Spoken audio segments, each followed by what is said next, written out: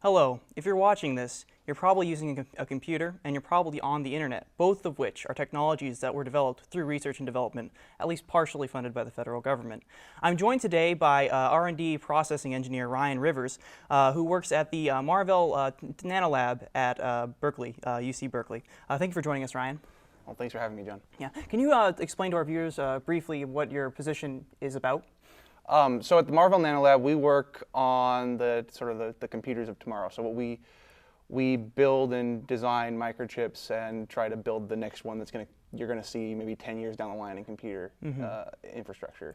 So my job day to day is I keep the machines running and I help people develop what they're going to do layer by layer when they're building these chips. So so mainly computer chips. Is that all your lab produces? No, we make mostly sensors now. That's where most of the industry has been running. A lot of little machines. Basically, if it was built in a large scale before, we can build it small now. A lot of microfluidic work is helping in the biotechnology industry and helping do a lot of work there. Cool, cool.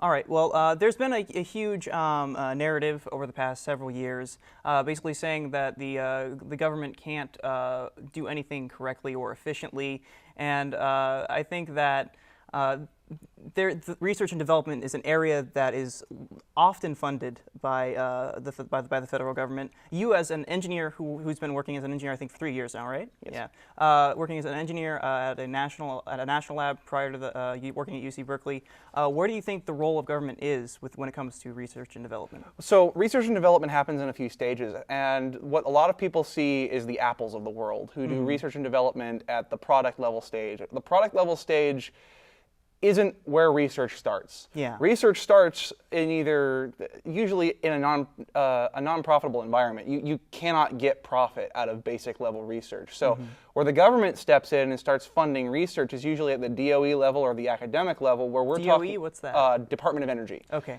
So at the level where we're doing basic fundamental research, what the program that I work for, we call it backbone research, where we work at the very fundamental level of, I want to build a better transistor. I want to cut the power usage of my cell phone by 1,000-fold. I want to never have to charge my cell phone again. Yeah, yeah. So what are some of are any of the technologies that you work on in your lab, are they anything that we see now? Well, we've had things that we've done in the past that we see now, but in terms of the stuff that I'm working on right now, no, you're not going to see most of those for maybe 10 years, maybe even 20 years. Okay, okay. So what can we expect to see maybe 10 years down the road? Well, like I said just now, the big one that we're working on is we've driven the energy output of electronics so low that you'll probably never have to charge your cell phone again in about 10 to 20 years. It'll just charge by walking around. Yeah. You'll see cell phone towers that hit entire cities.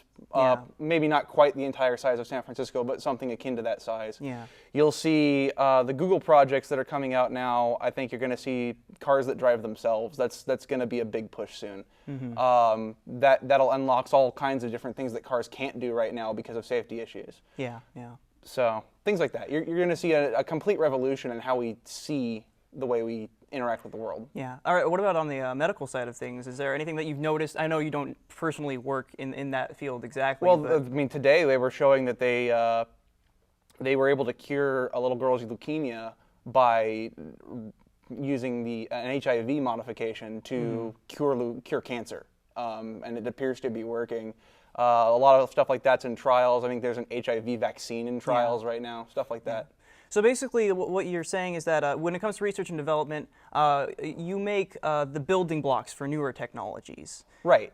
Yeah. So you'll see it on the road after 3 steps down the line from us. But if you backtrack stuff like Intel's new CPUs, the fundamental transistor work was done in our lab. Yeah, yeah. So that's been making our computers so much faster, making things that are more about less power. So, less power. Okay. Yeah.